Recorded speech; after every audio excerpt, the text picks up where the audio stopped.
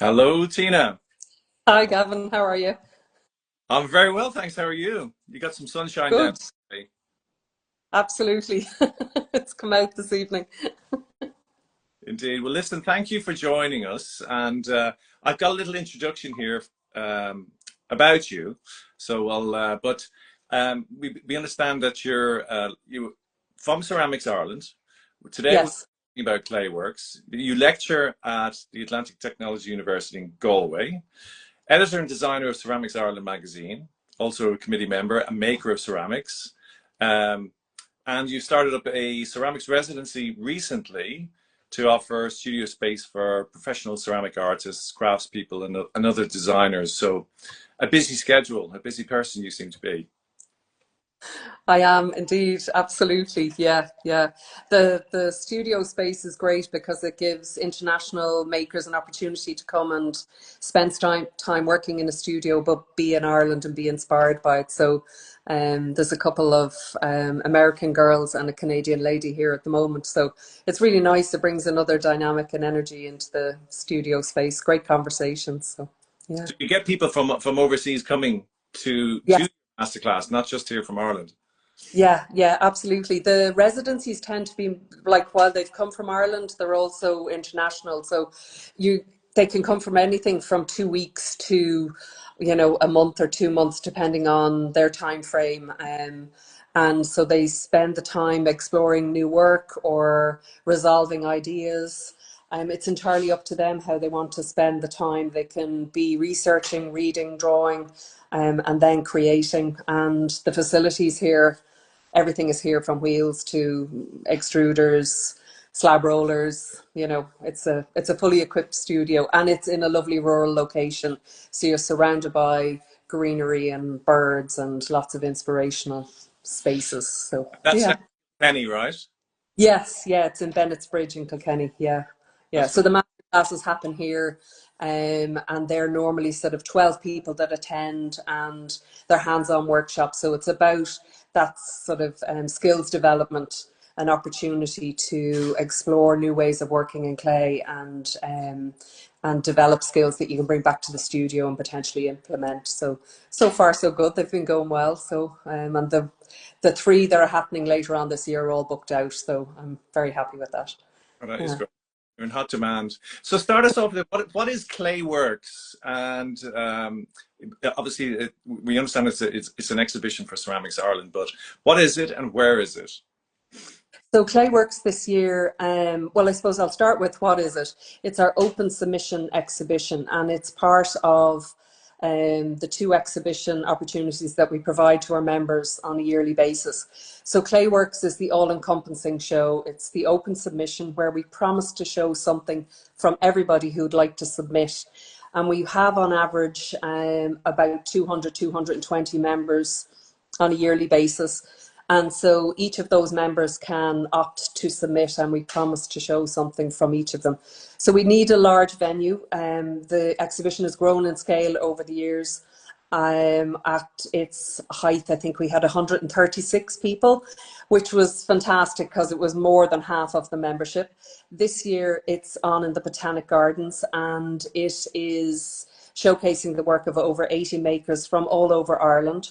And we have a great community of makers. So they, come together and help to get each other's work down. So there was a group that came down from the north of Ireland, and they'd bring 5 or 6 makers' work. Somebody else will come and collect it and bring it home if it hasn't sold. And equally, that happens down through Cork and Limerick and Galway often as well. So we try and sort of set up pick-up points which allow people to participate in the show.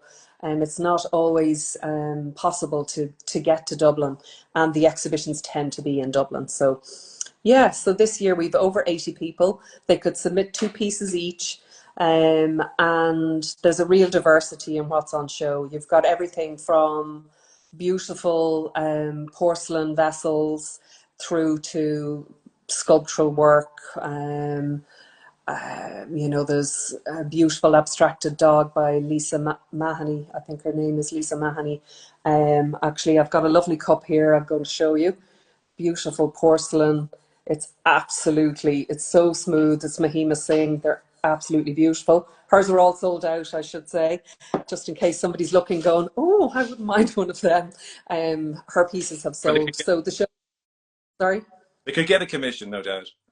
Absolutely, absolutely. Yeah, she'd be delighted with that. The show's been opened for a couple of weeks, but we're running until the 27th. And there really is a lovely diversity there, and there's something for everybody's pocket if you're interested in spending and investing in a piece of ceramics. But even just to go and see the diversity of the work on show. And this is an opportunity for us to help new makers begin to exhibit. It can be very scary. Your first exhibition maybe outside of the college space, or maybe you're just in part-time course and you don't really have the confidence. This is an opportunity to meet the community of makers and to and put your work out there and maybe get some feedback on it. So it's an important part of what we do as an organisation, we feel, to be able to give them all an opportunity to exhibit.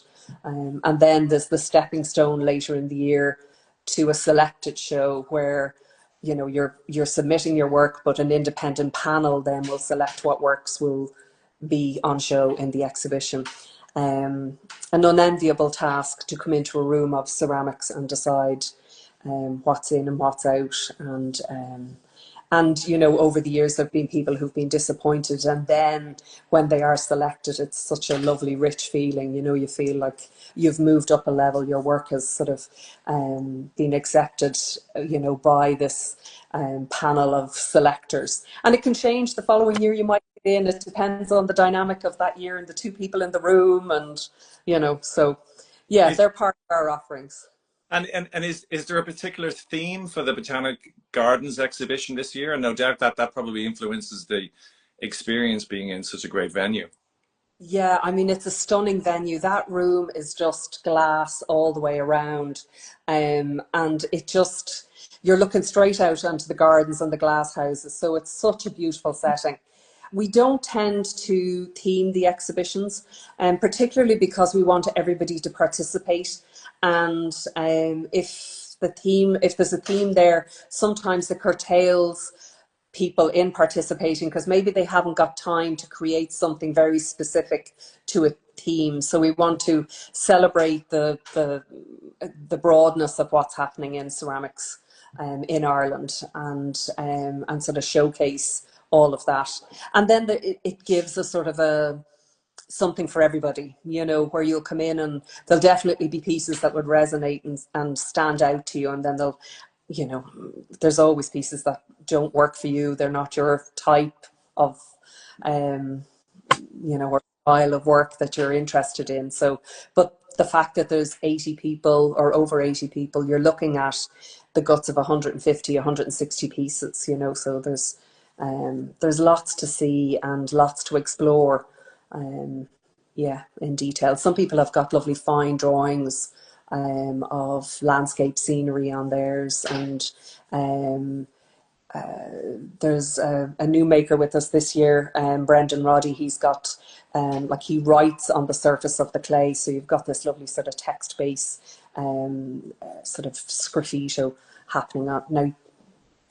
It's not really sort of readable, but you can get the real sense of the flow of words, and um, it adds a really nice dimension to these figurative pieces. So it's saying something. It's for you to interpret then what's actually happening. So yeah. And any other particular themes or trends coming from the work that's been shown in this exhibition?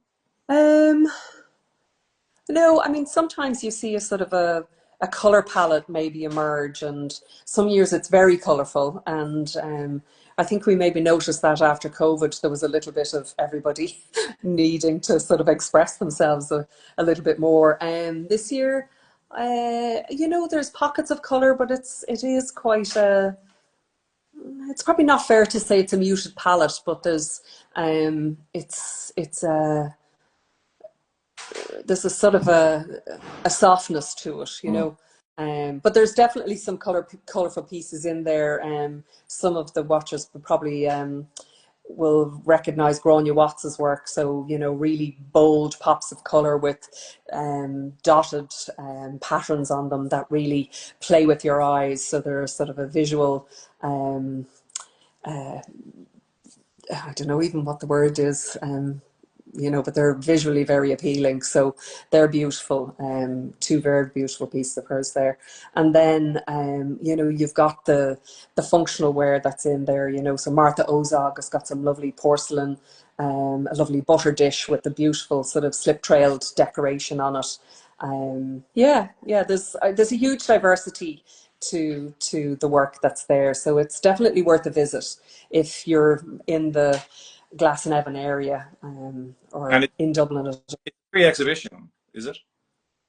It is, it's free, absolutely a free exhibition. All of our exhibitions are, because we really want to have that opportunity to engage with the public and for them to see what's happening in ceramics. And it's invigilated by our membership. And we wouldn't be able to do it without the membership helping and supporting us. So the membership and the people who are submitting, and it's not always people who have work in the exhibition. Sometimes they just want to be able to support us and they'll offer to look after the exhibition for a day. So there's somebody there who's a maker every day. And so if you've got questions around any of the pieces or the making techniques, or whether it's maybe you want to find out a little bit more about the makers themselves and where they're located, there's somebody there who's able to answer those questions. And if they can't, they will direct you to somebody on the committee who can facilitate that. So yeah, so it just makes it more accessible for people who are visiting the show. And so, what got you into ceramics then, Tina? What was your inspiration, and how long have you been doing it? For quite a while now at this stage. I started in my 20s. I just wanted to learn how to throw on the wheel, and it just seemed like something, you know, it was appealing. And I went to classes with an absolutely beautiful lady up in Marley Park in Rathfarnham there, and she had a studio in the courtyard. And I remember the first time I walked in, peacocks were strutting around the yard, and she was doing a raku firing, which is done in a metal bin with a gas torch. And it was like my eyes just opened and I was like, oh my god, what is this? I want to be a part of it. So yeah, I worked with her, like, well, I studied with her just like part-time courses like lots of people do, 2 hours a week. And through her encouragement, then I went on to work for a potter in Dublin for a couple of years, Adrian Crowe. And then I jobbed with a load of different makers doing architectural ceramics, Laura O'Hagan, Raymond Kingham, Ian Barber. There was a lovely crew of people around the South Circular Road in sort of near Harold's Cross Bridge at the time. And so, yeah, so then I went to college as a mature student, just thinking, you know, it probably would be no harm to sort of come at it formally. Although I had all the technical sort of ability at that stage, I felt I needed a little bit of structure around the design process. So ended up in Belfast, and sure, I'm still ticking. Going. And so, I mean, it is a very ancient, dare I say, thousands of years old craft. Absolutely, yeah. Have the, you know, you mentioned the pottery wheel and the firing, and has that evolved or changed much, or is it simply better technology, but in essence, you know, it's still the same Yeah, as used to do it, or?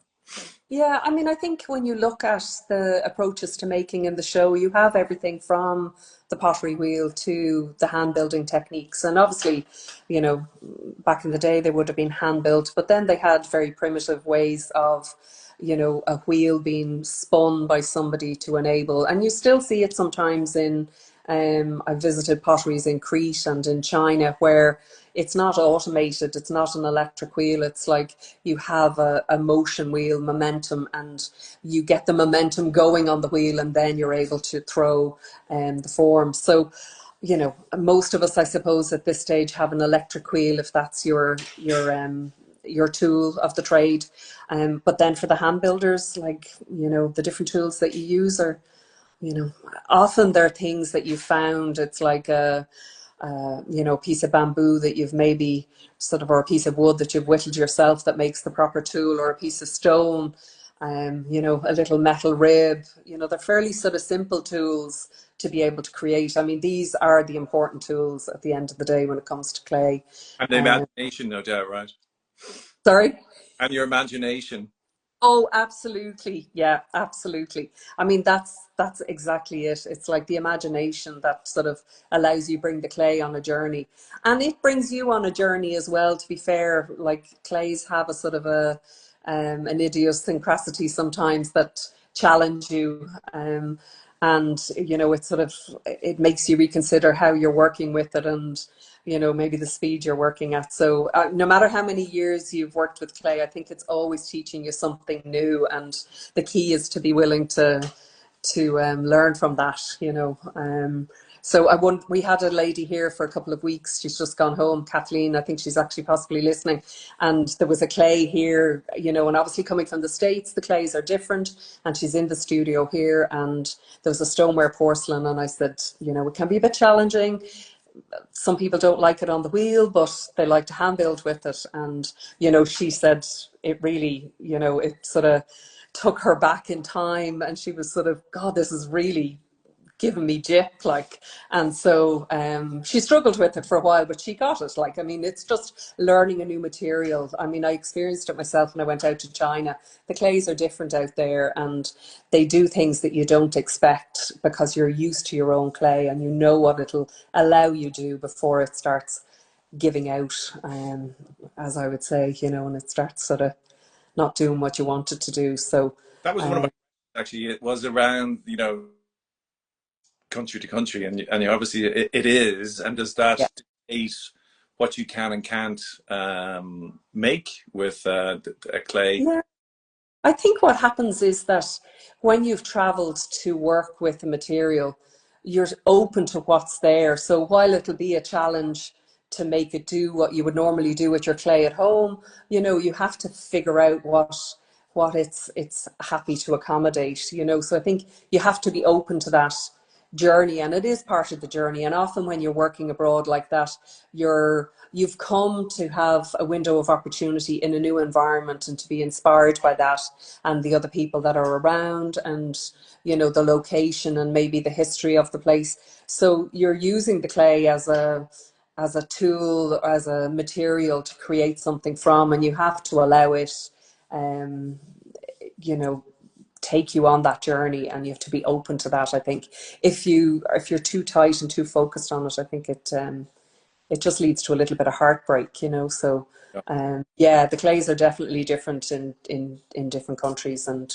I mean, you know, there's always a couple that are accessible, but sometimes you'll just find the one you want to work with just doesn't do what you want it to do. And you know, it's like, and often you don't have enough time because you might only be there for 3 or 4 weeks. So you maybe don't have enough time to do the testing that you might do at home if you were in your own studio. So it's just another, it shakes you out of how you work in your own studio when you come back. You know, it frees you up a little bit because you've been challenged by something new. And it just gets you thinking about the material again in a slightly different way. Yeah. So how many members would you have in Ceramics Ireland? We've got about, I think this year at the moment, we've got about 180 in the membership. And so they will be all over Ireland, and they will be people who are just starting out on their careers right through to the professional makers. We don't have a tiered system. We're you know, an open membership, and we try our best to support our members as best as we can. And we're trying to encourage them, obviously, to participate in exhibitions, but in other opportunities that might appear. So yeah, so like we would have the likes of, like in the show there at the moment, you've got Grania Watts, who's been making for quite a while, along with Jeffrey Healy, who does functional work. He's down in Wicklow. You've got Mark Camden, beautiful wood-fired lusterware. You know, so they're well established in their careers. They've exhibited nationally and internationally. And you've got some people who are doing some lovely work with local clays. Bernadette Toot from Cork, and Sinead Fagan uses seaweed to get some of the colour quality on her pieces. So you know, there's a real diversity to the membership and how they're working and making. And there's a group actually of students from the Kilkenny further education course, and they've made a totem pole. So it was a collaborative project, and they have oh, I think there's maybe, I'm going to say there's 8 or 10 of them involved in it. So, you know, we like to try and encourage, you know, all the activity being celebrated, you know, all the approaches to clay. So there's a lot of innovation then that comes from that. And so it's evolved from the simple teacup or the jug that Romans used to carry oil back and Yeah. forth throughout the empire to. So it has evolved now to sculpture as you're citing that's coming up in the exhibition. Absolutely. Yeah. I think there was a time when, you know, the exhibitions would have featured predominantly functional wear with a little bit of decorative. And over the years, that has evolved to more decorative sculptural work and less functional. Not that the functional is anyway less valid. I think it's just that people's practice has changed. And we find sometimes that makers will maybe have a specific body of work and say they make a range of functional wear, but they actually want to try and make something new for the exhibition, because the exhibition is an opportunity to challenge themselves to make something different. And so sometimes you'll find that they have a range of work that they produce regularly and maybe wholesale into shops, but they don't want to show that because they feel that's their sort of the bread and butter line, and they want to have something a little different to be able to submit to the exhibition. So sometimes you see that sort of nice diversity where they're challenging themselves for the exhibitions. Yeah, so the sculptural has really evolved over the past couple of years. Well, past, I'd say sort of maybe 30 years, you know, the sculpture has become a bigger part of the show. Yeah, yeah. And we would have, like, we've got, there's a lot of makers who would have big international reputations when it comes to clay in Ireland, you know. So while we're a small country, you know, sort of distanced from Europe somewhat, you know, we would we hold our weight in the international ceramic platform. You know, there's a lot of really good work being made in Ireland, and yeah, and when we can celebrate that, we do. We've previously had a triennial exhibition, which sort of brings together that sort of a higher level of exhibition and showcases the standard of work that would easily sit in an exhibition in Italy or, you know, Holland or in the States, you know. So it's we're bringing together that that caliber of maker in the triennial show. So And yeah. you'd mentioned that you'd come back recently from so with regards to obviously these international competitions, Irish makers of ceramics would participate. But you've come back recently from, was it Italy that you were in? Yes, yeah, just the Good. other day. Yeah, from Italy, from Grottaglie, which is in the heel of Italy. And I was part of a selection panel for the 32nd Contemporary Ceramic Art Competition.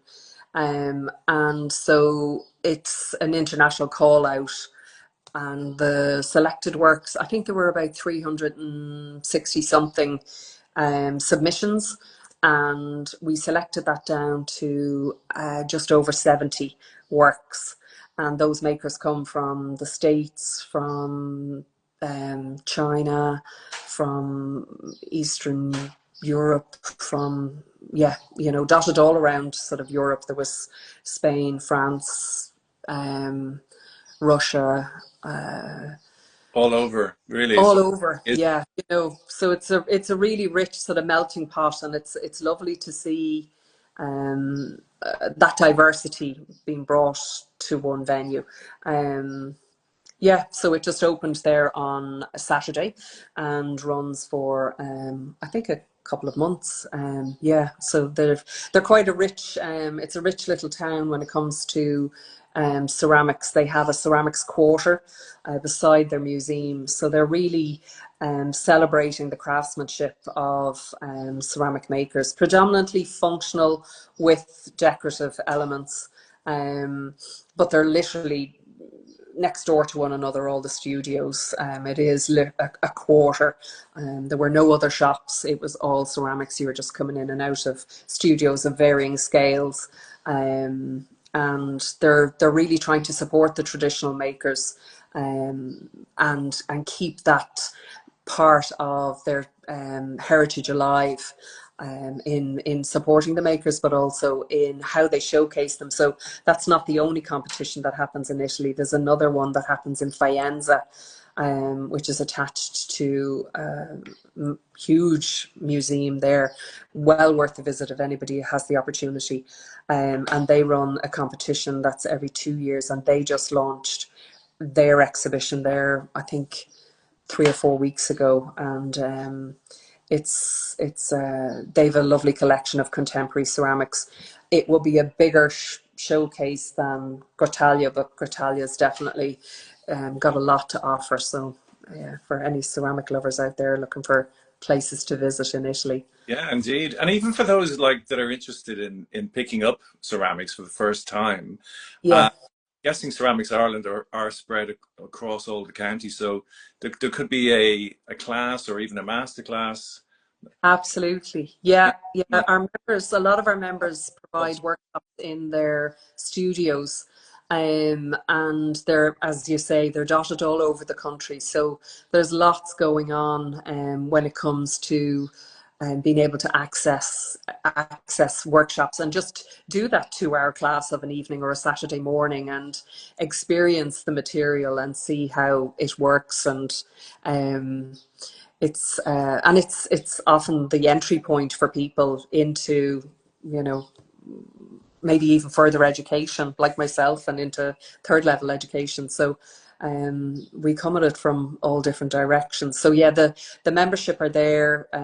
There's studios. We don't have a list of that on the website, but if anybody's interested and they're in a particular location and can't find anybody, you can email us, and we'll have a sort of trawl around the membership and sort of see who's in that particular area and what they might be offering.